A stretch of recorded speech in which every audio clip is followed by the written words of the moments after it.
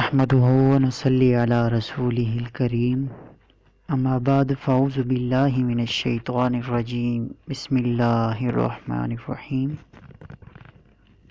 اللهم صل على محمد وعلى آل محمد كما صليت على إبراهيم وعلى آل إبراهيم إنك حميد مجيد اللهم بارك على محمد وعلى آل محمد كما باركت على إبراهيم وعلى آل إبراهيم إنك حميد مجيد۔ اللہ رب العزت کے فضل و کرم سے رمضان المبارک کی باسعادت برکتوں عظمتوں والا مہینہ ایک مرتبہ پھر نصیب ہو رہا ہے۔ اس ماہ مبارک میں انشاءاللہ العزیز جتنا ہم روزانہ قرآن مجید تراویح میں پڑھیں گے اس کا خلاصہ ہم بیان کیا کریں گے۔ آج ہم نے سوا پارہ تلاوت کیا۔ سب سے پہلے سورہ فاتحہ سے ابتدا ہوئی۔ سورہ فاتحہ یہ وہ سورت ہے جس کو خلاصۃ القرآن بھی کہتے ہیں کہ یہ پورے قرآن کا خلاصہ ہے، اور ایک نام اس کا ام القرآن ہے کہ یہ تمام جتنے بھی قرآن کے اندر جتنی بھی چیزیں ذکر کی گئی ہیں ان کا اصل یہ سورہ فاتحہ ہے، اور فاتحہ کہتے ہیں کھولنے والی۔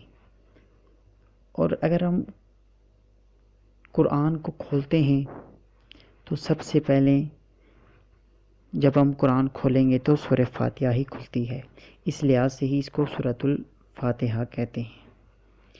اس سورت کے اندر سب سے بنیادی چیزیں جو اللہ رب العزت نے بیان کی ہیں وہ 3 چیزیں ہیں: توحید، رسالت اور قیامت۔ سب سے پہلے ابتدائی آیات ہیں الحمدللہ رب العالمین، کہ تمام تعریفات اللہ ہی کے لیے ہیں جو تمام جہانوں کا پالنے والا ہے۔ اس میں اللہ کی وحدانیت کو بھی بیان کیا گیا ہے، اللہ کی شان کو، اللہ کی تعریف کو بھی بیان کیا گیا ہے۔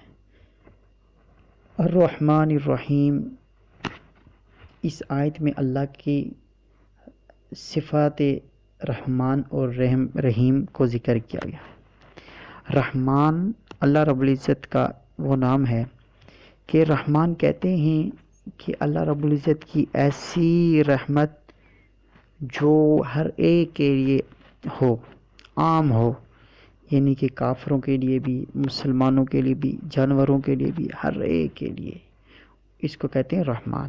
اور آگے ہے رحیم، رحیم کہتے ہیں ایسی رحم جو خاص ہو۔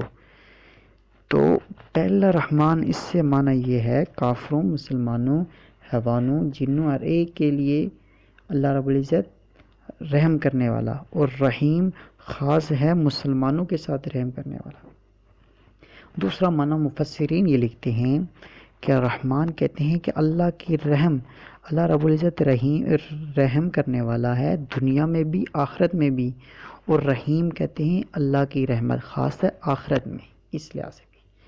آگے ذکر کیا مالک یوم الدین، آگے قیامت کا بھی ذکر ہو گیا کہ اللہ رب العزت قیامت کے دن کا بھی مالک ہے، اور اس میں ان لوگوں کا بھی تردید کر دیا جو قیامت کا انکار کرتے ہیں۔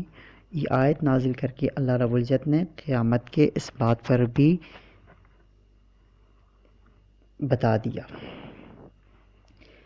ایاک نعبد و ایاک نستعین، یہ بھی اللہ کی وحدانیت پر دلالت کرتے ہیں۔ اس میں بتایا گیا کہ اے اللہ ہم تیری ہی عبادت کرتے ہیں اور تجھ ہی سے مدد مانگتے ہیں۔ اس سے معلوم ہوا کہ اللہ ہی سے مدد مانگی جاتی ہے اور اللہ ہی کی عبادت کی جاتی ہے۔ اگر اللہ کی عبادت میں، اللہ کی مدد میں اگر ہم کسی اور کو شریک کریں یا پھر کسی اور سے مانگیں گے تو یہ شرک ہو جائے گا۔ اللہ رب العزت ہمیں شرک سے اور کسی اور کی بندگی کرنے سے، کسی اور کے آگے دامن پھیلانے سے ہم سب کو اللہ پاک بچائے۔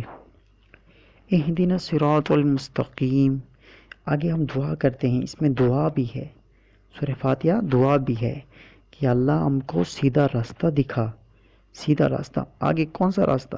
صراط الذین انعمت علیہم، ان لوگوں کا راستہ جن پر تیرا انعام ہوا، جن پر تیرا انعام نازل ہوا۔ اور وہ کون لوگ تھے انعام والے؟ وہ انعام والے تو انبیاء تھے۔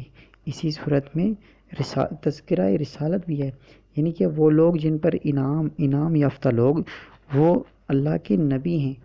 نبیوں کا ذکر بھی ہے اس آیت، اس صورت میں۔ غیر المغضوب علیہم ولا الضالین، کہ ان لوگوں کے راستے پر مت چلا جن پر تیرا غضب ہوا، ان لوگوں کے راستے پر ہمیں مت چلا جو حق راستہ